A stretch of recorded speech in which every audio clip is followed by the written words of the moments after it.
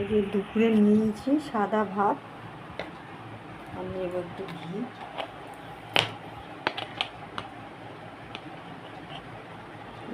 নিয়ে নিচ্ছি পাতে, নিলাম ঘি। আর তার সঙ্গে আছে এখানে শাক ভাজা, অমলেট, আলু ভাজা, আর এখানে যে ডিম হচ্ছে অমলেট করে ঝোল। দেখুন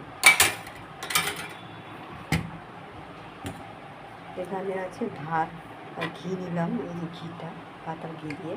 এখানে আছে আলু ভাজা, এখানে আছে শাক ভাজা, অমলেট ভাজা, এর হচ্ছে অমলেট করে ডিমের ঝোল। এই যে আজকের আমাদের দুপুরের এই খাওয়া দাওয়া হবে। আমি তো শাক ভাজা খুব ভালোবাসি, শাক নিয়ে নিলাম, শাক দিয়েই পুরো ভাতটা আশা করি খাবো।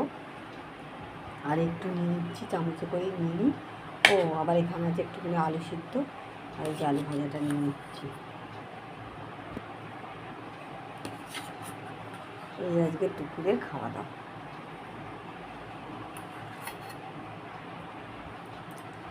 কেমন হয়েছে তাহলে একটু কমেন্ট করে বলবেন।